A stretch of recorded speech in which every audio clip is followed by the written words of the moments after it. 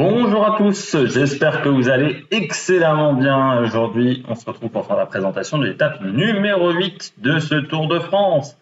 Première étape dans les Alpes, on pourrait dire c'est un début d'Alpes qu'on va avoir aujourd'hui. Étape qui va monter crescendo, ça va être de plus en plus difficile.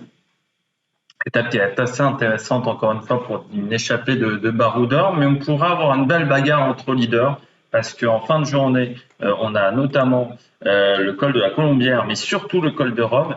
Et l'enchaînement des deux difficultés devrait faire extrêmement mal. Arriver en descente du côté du Grand Bordant, on va revenir là-dessus. N'hésitez pas à vous abonner à la chaîne, n'hésitez pas à réagir dans les commentaires, n'hésitez pas à partager la vidéo si vous pensez qu'elle peut intéresser votre entourage. Quand vous mettez un abonnement, vous pouvez également mettre la cloche. Comme ça, vous êtes au courant avec les notifications YouTube des dernières vidéos qui sortent sur la chaîne. Et n'hésitez pas à mettre un pouce bleu. Ça fait toujours plaisir, ça permet de voir que la vidéo a plu. L'enchaînement des deux étapes en plus va être compliqué par rapport à l'étape de la veille, 250 km. Arrivé hier au Creusot. Voilà. Aujourd'hui, on repart d'Oyonnax. C'est pas totalement la porte à côté. Au niveau des hôtels, Oyonnax n'est pas non plus la plus grande ville de France. Donc peut-être que l'hôtel ne sera pas à côté du lieu de départ. L'étape, heureusement, est assez courte, 150 km, donc l'horaire de départ devrait être assez tard, mais quand même, ça va avoir des conséquences au niveau de la récupération aujourd'hui, voire demain, voire en troisième semaine du Tour de France. Parce que dans un Tour de France, vous avez les kilomètres sur le vélo, ça c'est clair et net, mais vous avez également le temps en dehors du vélo, notamment pour un maillot jaune, tout le temps qu'il passe dans la zone d'interview, ce qui fait que son massage se fait plus tard, ce qui fait qu'il mange plus tard, également que ses équipiers, ce qui peut avoir une importance. On s'était moqué il y a quelques années de la Sky, notamment qui faisait affréter avant, lors des derniers jours de course, un hélicoptère pour ses leaders, mais c'était pour diminuer les temps de trajet et pour améliorer le temps de récupération, qui est très important pour un coureur cycliste. Il y a le temps, bien entendu, de massage, le temps pour se réhydrater, mais surtout le temps de sommeil. Un coureur cycliste, ça dort énormément pendant un Tour de France. C'est de l'ordre de 10 heures. Donc, pour avoir ces 10 heures de sommeil, eh bien, il faut optimiser les temps de trajet. Et pareil au niveau de la récupération. Étape en plus qui va monter crescendo. Donc, c'est vrai que le début de journée va permettre à une échappée de partir, mais à la fin, il faudra être costaud pour tenir. Dénivelé positif de cette étape, quand même 3558 mètres.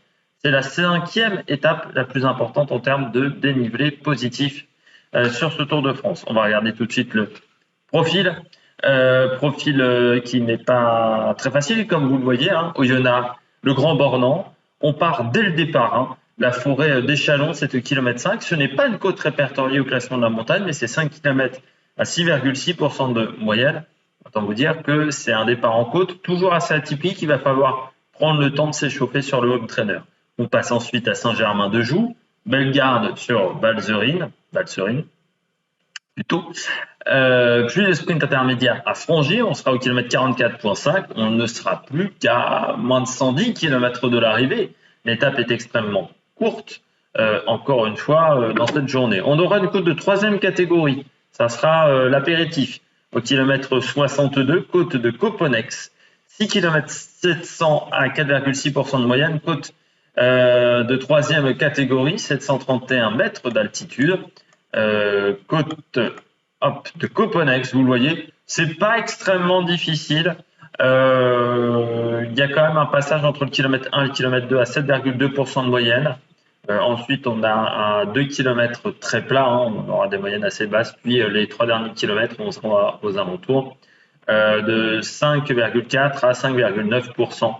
Donc voilà, ce sont des pourcentages raisonnables. Mais la course pourrait commencer à se lancer à ce moment-là entre les leaders, vu le kilométrage assez court, encore une fois, de cette étape. Là, on sera à 90 km de l'arrivée.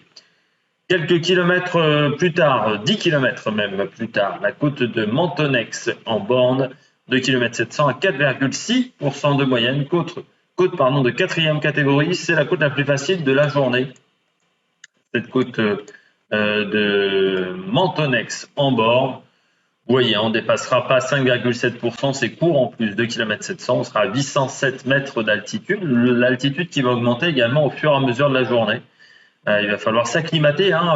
On est resté pendant quasiment 10 jours au niveau de la mer, ou pas très haut en termes d'altitude. Et là, aujourd'hui, on va commencer à aller un peu plus haut. On sera à 1600 mètres, je crois, au maximum dans la journée. Alors, l'avantage, c'est que 1600 mètres, c'est pas forcément le plus compliqué à gérer dans cette étape, mais c'est déjà un aperçu de ce qu'on aura le lendemain, où là, on montera 500 mètres en altitude plus haut. On redescendra vers La Roche-sur-Foron, vers Bonneville, vers Thuey, et on attaquera le pied de la côte de Mont-Sassonnex, qui sera au kilomètre 97,5. Le pied, ça sera du côté de Thuey. Et à partir de là, pour les sprinteurs, c'est le début de l'enfer. Pour les grimpeurs, c'est là où il va falloir commencer à être très très fort. Ce qui fait c'est vraiment une étape où on peut avoir une course entre coureurs dans l'échappée et une course entre leaders derrière. Côte de Mont-Saint-Sénèque, 6 km 1 à 8,1% de moyenne.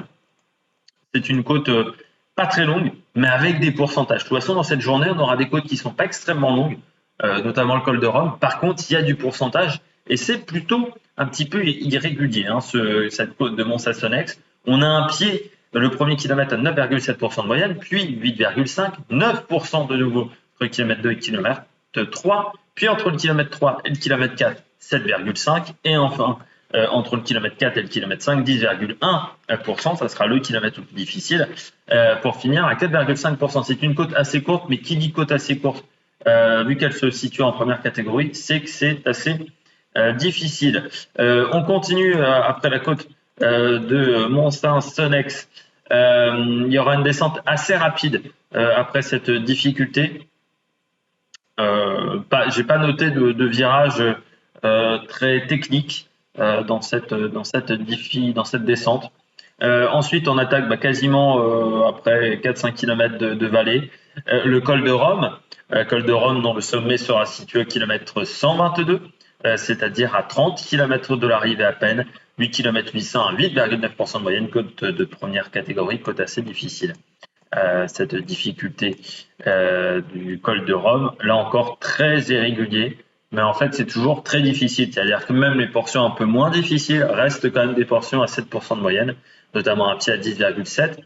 C'est le kilomètre le plus compliqué, mais on aura de nouveau 10,3% entre le kilomètre 2 et le kilomètre 3, et puis 10,1% entre le kilomètre 7 et le kilomètre 8, autant vous dire que ça ne va pas amuser la galerie. Ça permet d'avoir des possibilités pour changer de rythme, tous ces pourcentages un peu plus importants pour un coureur comme Richard Carapaz. On va continuer dans cette journée avec une descente assez courte vers le reposoir, parce qu'on ne prendra pas le col du Colombier totalement tout en bas, on passera par le reposoir. Il faudra faire attention du côté du col de Rome, c'est que la descente entre le col de Rome et le reposoir est assez difficile, avec une descente très rapide. Il y aura un mur de pierre également à un endroit. Et du côté de la fin de la descente, ça devient très technique. Le dernier kilomètre de descente, on a pas mal de virages, avec une visibilité qui ne sera pas exceptionnelle, parce que comme on n'est pas très haut en altitude encore, on aura pas mal de végétation, ce qui fait qu'on ne verra pas forcément les points de corde des virages. Du côté du col de la Colombière, 7 km 500 à 8,4% de moyenne, donc c'est la version un peu courte, vu qu'on le prendra à partir du reposoir. C'est le sommet de la journée, 1605 mètres d'altitude. Le col de la Colombière, 7,5 km à 8,4% de moyenne. Côte de première catégorie, sprint bonification au sommet, c'est-à-dire qu'on aura des bonifications pour les 3 premiers qui passeront au sommet. Je ne suis pas sûr que ça change grand-chose au niveau du classement général, parce que je pense que ça sera des coureurs peut-être échappés, peut-être des leaders, on ne sait jamais, au col de la Colombière, parce que c'est vrai qu'une équipe de leaders pourrait vouloir faire la différence aujourd'hui.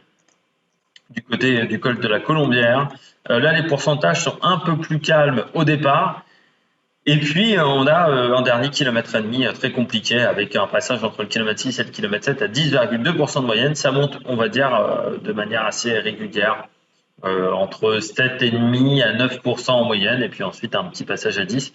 C'est une difficulté difficile au col de la Colombière, mais là c'est en version raccourcie, en version condensée, en passant par le reposoir, et puis ensuite on aura la descente du col de la Colombière pour arriver au Grand Bornand après 151 km. On va parler du final.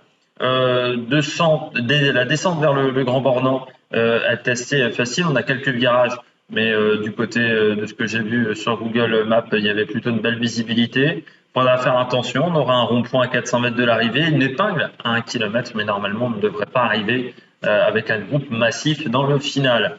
On va revenir sur l'histoire du Tour de France. Avec le Tour 2018, c'était l'étape numéro 10. Et ce jour-là, on avait le plateau des Glières au programme, la Croix-Frie, et puis on enchaînait déjà Col de Rome, Colombière, c'est pour ça que je vous parle de cette étape. On avait eu un groupe énorme d'échappés, notamment avec Tony Galopin, on avait Eddie Gébert qui est sur ce Tour de France, il y avait Van Avermaet qui était en jaune ce jour-là et qui était dans l'échappée. On avait Julien Alaphilippe, Philippe Gilbert, Peter Sagan, David Gaudu, Rudy Mollard également, Tara Mahé, Rezink, Guillaume Martin, qui à l'époque était chez Venti. Et puis, c'était une échappée qui avait mis un peu de temps à se former, c'était allé quand même assez vite. Et puis, dans ce groupe-là, on s'était bien entendu. Et puis, à 35 km de l'arrivée, on avait eu une attaque de Rennes Tara Mahé, qui était bien parti à ce moment-là, mais Alaphilippe était, lui, sorti à 31 km de l'arrivée.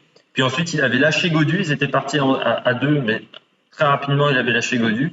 Et puis, à 30 km, il se retrouve seul devant après avoir rejoint Tara Mahé. C'était la première victoire de Julien Alaphilippe sur le Tour de France ce jour-là. Et il avait fini en tête devant Isaac Guéret et Tara Mahé.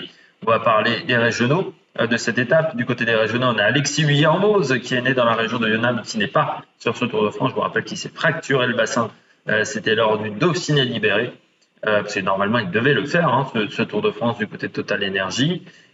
Du côté de Saint-Claude, c'est le village de Roger Pinjot qui est né dans cette région. Et puis à Oyonnax, du côté des autres sportifs, on a bien entendu des skieurs et des fondeurs. Du coup, on a Simon Détieux, du côté de Oyonnax, qui est un biathlète de l'équipe de France. Du côté du Grand Bornand, c'était Tessa Worley, championne du monde de géant, Tessa Worley en ski.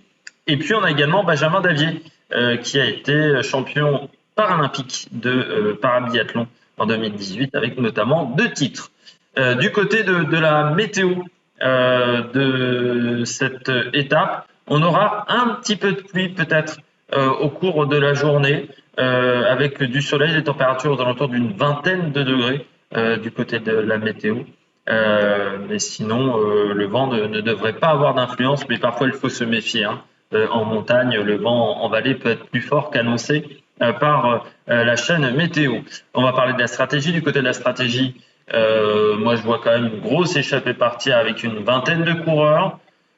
Soit entre ces 20 coureurs, on se joue la gagne.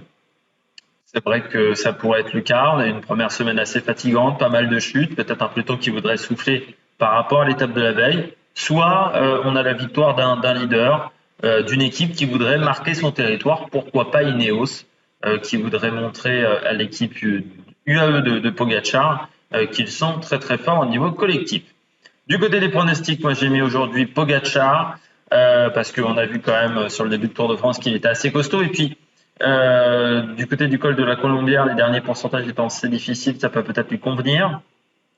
J'ai mis Richie Porte également, du côté de Richie Porte, étant donné qu'il n'est pas forcément surveillé par les adversaires, il pourrait attaquer, pourquoi pas en éclaireur, et puis derrière ça pourrait se regarder dans le peloton et il s'imposerait. Puis j'ai mis Michael Woods dans une échappée, il a perdu beaucoup de temps ces premiers jours, est-ce qu'il ne s'est pas réservé pour les étapes de montagne, et aujourd'hui avec les pourcentages qu'on a, ça convient à ce coureur qui est très bon puncher également, Michael Woods. Je rappelle, plusieurs fois sur le podium des classiques ardennaises également. 3e des championnats du monde, c'était du côté d'Innsbruck. Donc c'est quelqu'un qui passe bien la montagne et qui aime les pourcentages compliqués. La grosse cote aujourd'hui, c'est Victor Delaparté du côté de Total Energy. Ça serait dans l'échappée. Il faudrait qu'il y ait une échappée avec pas de grosses têtes d'affiche, je pense, pour que Delaparté s'impose aujourd'hui. J'espère que vous avez aimé cette vidéo. Si vous avez aimé cette vidéo, n'hésitez pas à réagir dans les commentaires. N'hésitez pas à mettre un pouce bleu. N'hésitez pas à partager la vidéo. Et puis nous, on se retrouve pour de nouvelles aventures sur la Mega Production. Ciao, ciao.